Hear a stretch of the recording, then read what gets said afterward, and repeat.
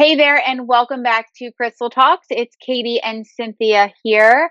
Exciting episode today. We are in this time of planting seeds and growing flowers and vegetables and fruits and all these amazing things.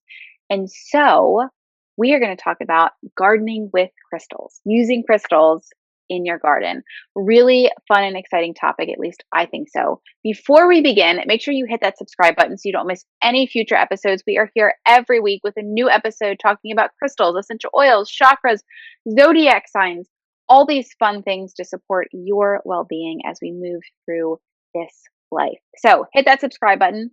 Don't miss any episodes. And without further ado, let's jump into gardening with crystals. Cynthia, why do we want to use crystals in the garden? Because they're magical.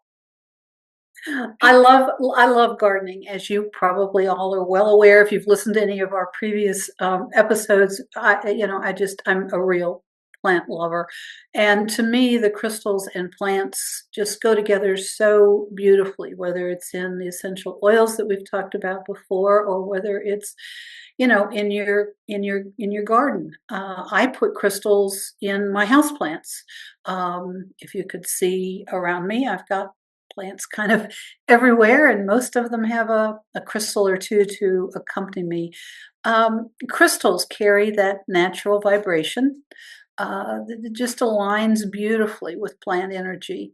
Also with the earth and the cycles of nature, it's just all going back to nature, beautiful nature.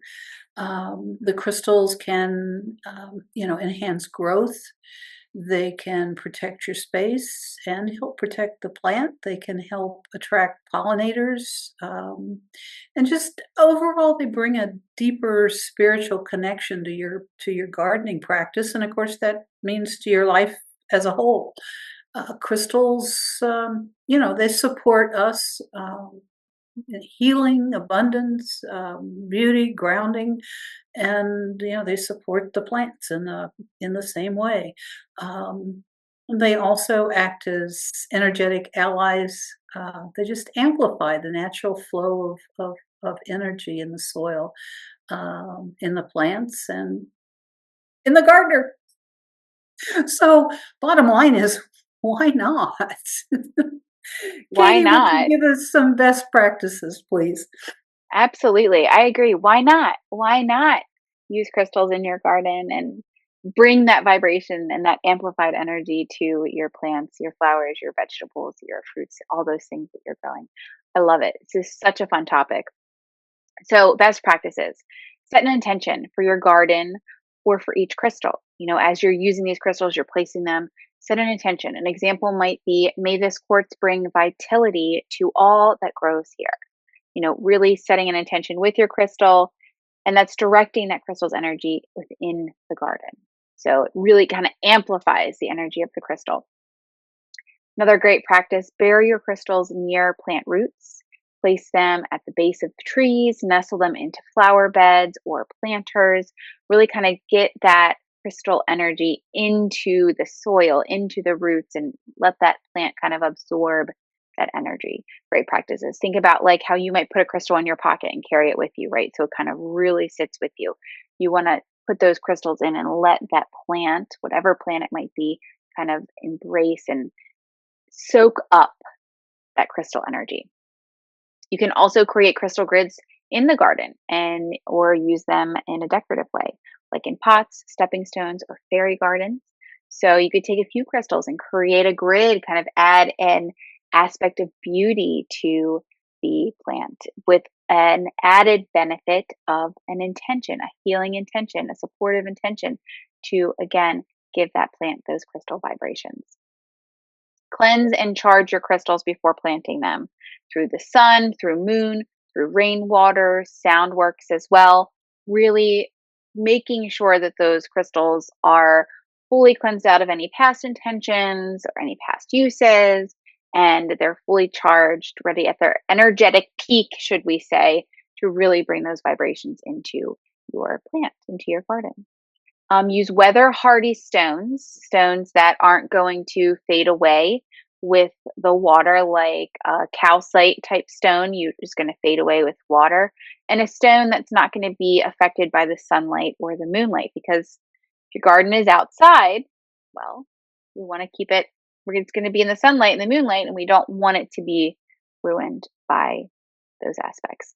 So, weather hardy stones, place delicate ones in protected pots under the mulch if you're worried about fading or damaging. So, again, that sunlight, moonlight stones that are affected by that, place them under the dirt, under the mulch. Keep them in a secure spot so that they stay energetically and, in their space, right? Energetically how they are meant to be. So those are some great practices. Cynthia, do you have anything you want to add to that? No, I think you covered it pretty well. Just do it. Just do it. I like it. So what crystals can we use in the garden, Cynthia? What would be really great crystals for the garden? Well, I'm going to go back to our intuition. Anything that you feel belongs in your garden is what you should put there. As Katie mentioned, if it's a delicate stone or one that reacts to water, then you're going to need to find some protection, but that doesn't mean it can't be out there. These stones that I'm giving you are ones that are particularly supportive of the garden and plant energy. Clear Quartz is at the top of the list. It's known as the master healer, and that works for plants as well as human beings. It amplifies energy of all sorts, including garden energy and other crystals. And overall, it just supports vitality, growth, and clarity of intention. So Katie talked about having, intention when you work in your garden. Green Aventurine is another one that's fabulous. It's a stone. It's known as the stone of abundance and growth. So it encourages strong, healthy plants and just brings prosperity to the garden space overall.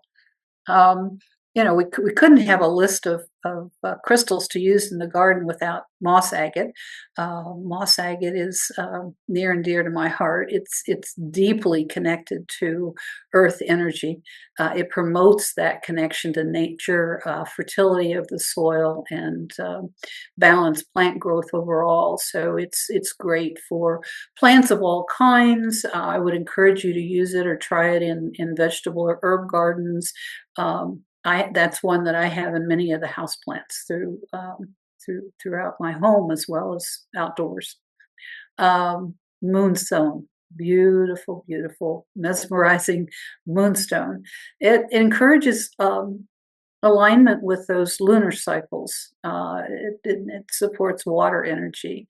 So it's one that's going to help you with your intuition, your intuitive garden, if you will, gardening and nurturing the more delicate plants in particular. It's absolutely lovely for moon or night gardens. The whiteness would echo within those gardens. Um, for protection, we're going to recommend black tourmaline. It has an energetic protection, so it's going to help keep away pests, negative energy, and environmental stress. Place it around garden borders, perhaps, for grounding and protection. Just cover the whole area like you would an entrance in your home.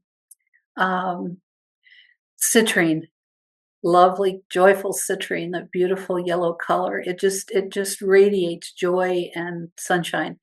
It encourages the plants to thrive, particularly blooming plants, and helps attract pollinators, which are so essential to not only to the plants but to the entire world.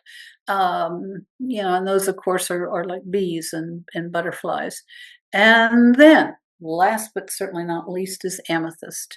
Amethyst is going to bring in your spiritual energy and calm to that space that you have outdoors or indoors for that matter, but I particularly like it outdoors.